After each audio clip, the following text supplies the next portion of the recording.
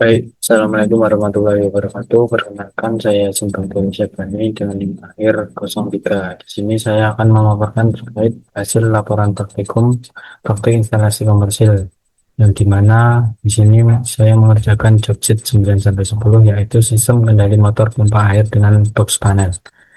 Nah, untuk tujuan praktikum sendiri, yang pertama, menjelaskan prinsip kerja sistem distribusi air pada bangunan komersil. Yang kedua, menjelaskan prinsip kerja pompa air untuk bangunan komersil.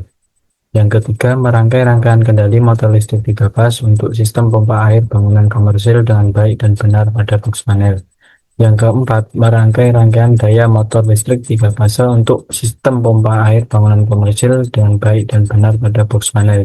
Lalu yang kelima, menganalisa kendala dan gangguan yang terjadi pada sistem kerja motor listrik 3 fase untuk sistem pompa air bangunan komersil dengan tepat, baik dan benar.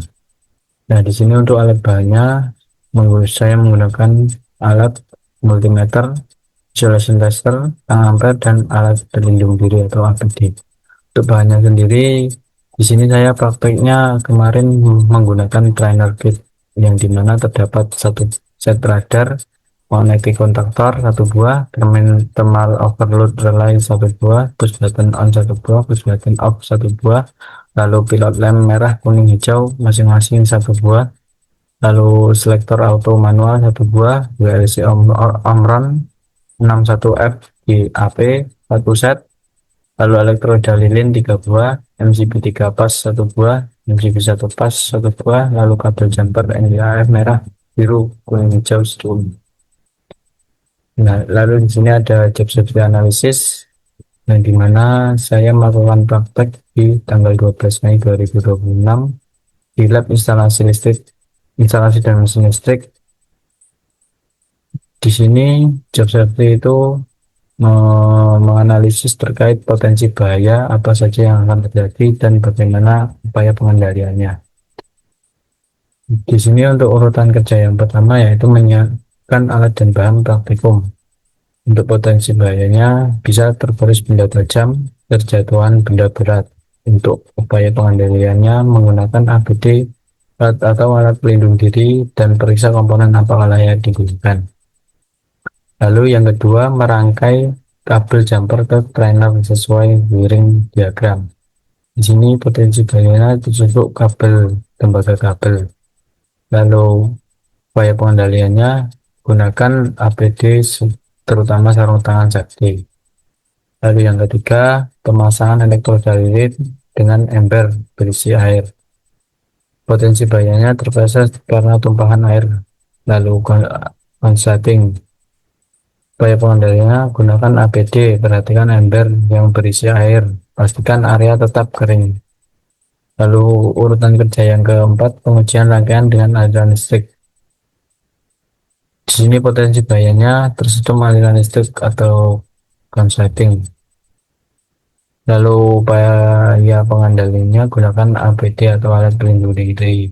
Lalu periksa wiring rangkaian dengan multimeter apakah sudah aman dan benar sebelum dialiri listrik. Lalu yang kelima, pengukuran tegangan maupun arus dengan menggunakan multimeter dan tang ampere.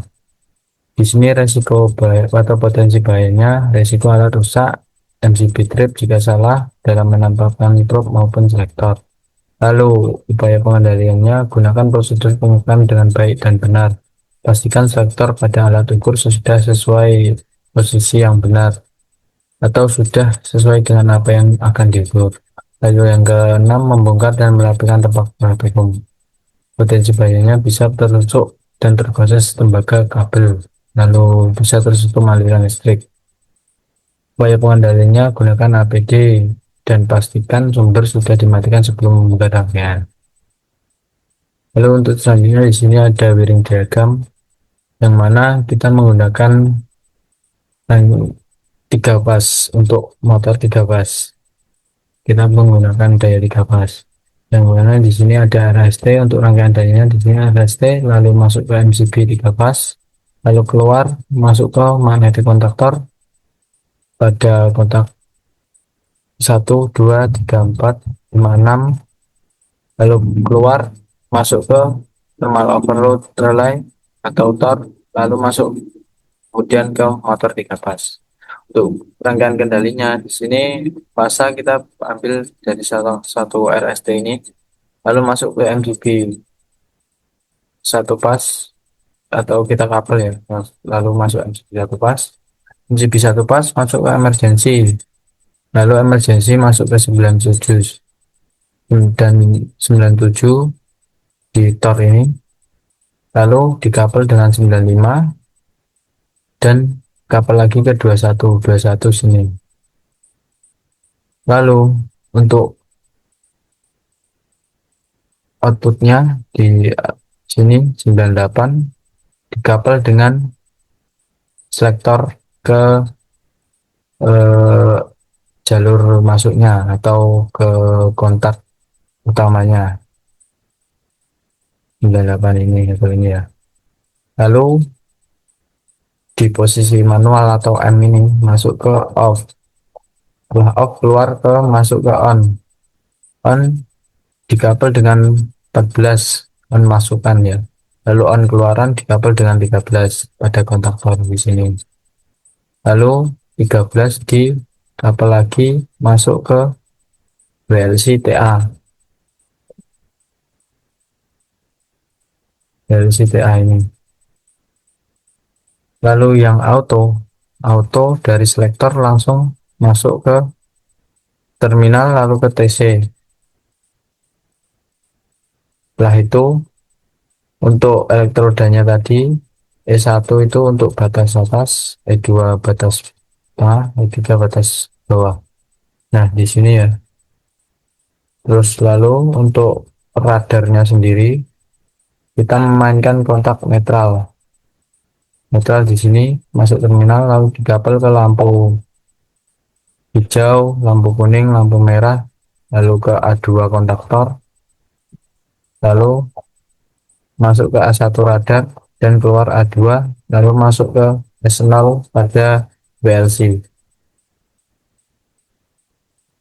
96 tadi keluar masuk ke kuning, 22 ini keluar masuk ke merah. Untuk merah ini sebagai indikator standby, lalu kuning untuk overload, yang dimana ini jika terjadi overload akan memutus, dan 9596 jadi sambung sehingga di sini menyambung sehingga lampu kuning menyala. Untuk lampu hijau indikator berjalannya motor atau A1 ini menyala.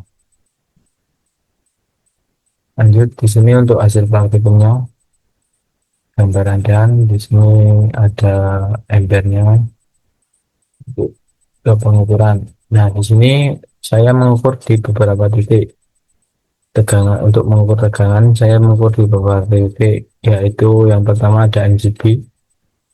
Pada MCB itu tegangannya 216,3 ya. Di sini saya belum menggantinya.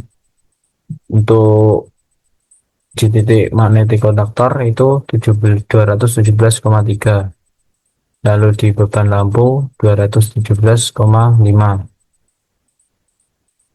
Lalu di beban lampu juga di S netral dan netral itu 217,4. Lalu di beban lampu T atau yang beban lampu T atau pengganti motor 3 pas ini di titik T 219,6. Lalu untuk arusnya sendiri pada magnetic kontaktor itu 0,09 ampere. Pada beban lampu R atau pengganti motor 3 pas di beban R itu 0,07, di S 0,14 dan di T itu 0,13. Nah, lanjut ke analisis. Jadi berdasarkan rangkaian water level control atau WLC dan sensor radar digunakan untuk mengatur pengisian air secara otomatis. WLC berfungsi mendeteksi ketersediaan air di sumur agar pompa tidak bekerja saat air habis. Sedangkan sensor radar digunakan untuk memantau ketinggian air pada toren tanpa kontak langsung. Sistem akan menyalakan pompa air saat air toren rendah dan mematikan ketika torrent penuh, sehingga pengisian air menjadi lebih aman dan efisien. Lalu instalasi ini terdapat dua mode, yaitu auto dan manual. Dan seperti yang saya jelaskan tadi, yang mana auto dikendalikan oleh radar dan WLC, lalu untuk manual dikendalikan oleh push button on dan off. Lalu terdapat indikator pilot lamp warna merah yang digunakan untuk standby, indikator standby, lalu hijau untuk indikator pompa bekerja, lalu kuning digunakan sebagai indikator ketika terjadi beban lebih atau overload atau saat tor bekerja. Lalu analisis berdasarkan hasil pengukuran tegangan sistem menunjukkan kondisi yang cukup stabil pada rentang kerja 220 volt dengan tegangan rendah pada terendah pada NGT sebesar 211, bukan 211 ya, 216,3. Ah, ini belum saya ganti. Dan pada beban lampu berkisar antara 217,4 volt hingga 219,6 volt. Perbedaan antara tegangan antar fasa masih dalam batas normal sehingga sistem dapat bekerja dengan baik. Lalu untuk pengukuran arus menunjukkan nilai 0,09 ampere pada panel indikator. Sedangkan pada beban lampu atau beban motor 3 pas yang diganti dengan lampu ini terdapat ketidakseimbangan arus, yaitu fasa R 0,07 ampere, fasa S 0,14 ampere, dan fasa T 0,13 ampere, yang mana menandakan beban antar fase belum seimbang. Sistem juga telah bekerja sesuai rancangan dengan mode auto yang dikendalikan sensor radar dan water lever atau WLC, serta mode manual menggunakan push button on atau off. Thermal overload torque berfungsi sebagai pengaman beban lebih dengan indikator lampu baru sebagai penanda kondisi sistem. Dalam pelaksanaannya, praktikum mengalami kendala karena keterbatasan unit WLC Omron yang berfungsi sehingga pengujian dilakukan secara bergantian, namun hal tersebut tidak mempengaruhi validitas hasil pengukuran yang diperoleh. Nah, seperti yang dikatakan tadi, untuk kendala dan solusinya, saya terkendala di terbatasnya jumlah WLC Omron yang dapat digunakan karena beberapa unit itu mengalami kerusakan, dan kondisi tersebut itu menyebabkan proses praktik menjadi kurang efektif karena mahasiswa itu harus menunggu yang lain selesai saat menggunakan WLC, sehingga pengujian itu dilakukan secara bergantian atau saat alatnya itu digunakan secara bergantian. Untuk solusi yang dapat dilakukan yaitu melakukan perbaikan pada WLC Omron yang rusak agar dapat digunakan kembali, serta menambah atau mengganti unit yang sudah tidak layak dipakai. Dengan demikian, kesediaan alat itu menjadi lebih memadai dan proses praktik dapat berjalan lebih efektif tanpa harus menunggu terlalu lama. Di sini untuk jawaban pertanyaan yang pertama, jelaskan sistem pendistribusian air bangunan komersil dari water source, water tank sampai ke titik keran.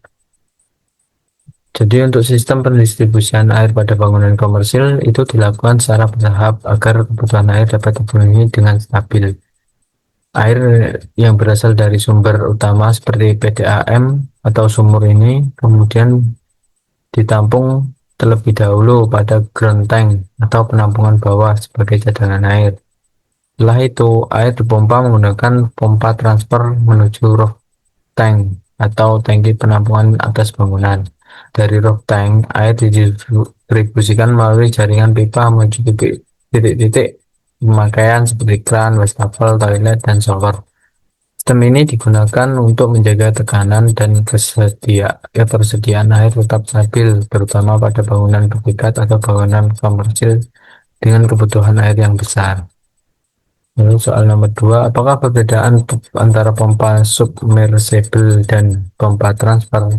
Pompa submersible adalah pompa yang bekerja dengan posisi pompa itu terendam di dalam air. Biasanya digunakan untuk mengambil air dari sumur atau sumber air yang dalam. Pompa ini mendorong air ke permukaan dan memiliki keunggulan lebih senyap serta efisien untuk kedalaman tinggi.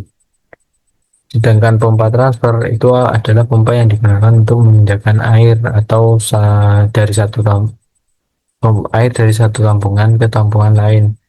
Misalnya dari ground tank ke water tank. Pompa transfer umumnya itu terpasang di luar air dan bekerja dengan cara menghisap lalu mendorong air. Untuk pertanyaan ketiga, apa semua sistem pendistribusian air bersih bangunan memerlukan pompa booster? Jelaskan alasan Anda. Jadi menurut saya itu tidak semua sistem pendistribusian air bersih memerlukan pompa booster. Pompa booster itu digunakan apabila tekanan air dari sumber utama tidak cukup untuk menjangkau seluruh titik distribusi, terutama pada bangunan bertingkat tinggi dan atau instalasi dengan jalur pipa yang panjang. Pada bangunan rendah atau sistem yang pada bangunan rendah atau sistem yang sudah memiliki tekanan gravitasi dari water tank yang cukup, pompa booster tidak diperlukan karena aliran air masih dapat mengalir dengan baik tanpa tambahan tekanan. Selanjutnya yaitu kesimpulan. Jadi berdasarkan hasil praktikum sistem kendali motor pompa air dengan box panel atau yang diganti dengan trainer kit ini, dapat disimpulkan bahwa sistem kendali motor pompa air 3 fase telah berhasil dirangkai dan bekerja sesuai dengan prinsip kerja yang direncanakan. Sistem mampu beroperasi dalam mode auto menggunakan water level control dan sensor radar.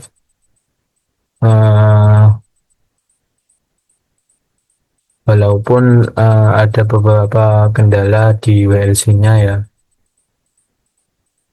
Lalu serta mode manual menggunakan push button on dan off. Untuk penggunaan thermal overload relay, Tor juga berfungsi dengan baik sebagai sistem progresi beban lebih. Hasil pengukuran pun menunjukkan tegangan pada sistem relatif stabil pada kisaran 211 sampai 219 volt. Sedangkan pengukuran arus menunjukkan adanya sedikit ketidakseimbangan beban antar fase. Namun sistem masih dapat beroperasi dengan normal. Praktikum ini juga memberikan pemahaman mengenai sistem pendistribusian air pada bangunan komersil, pengoperasian pompa air, serta pentingnya sistem proteksi dan otomasi untuk meningkatkan efisiensi dan keamanan kerja sistem. Meskipun terdapat kendala berupa keterbatasan unit WLC Omron yang dapat digunakan, namun praktikum tetap dapat dilaksanakan dengan baik dan tujuan praktikum telah tercapai. Terima kasih, mungkin sekian dari saya, kurang lebihnya mohon maaf. Wassalamualaikum warahmatullahi wabarakatuh.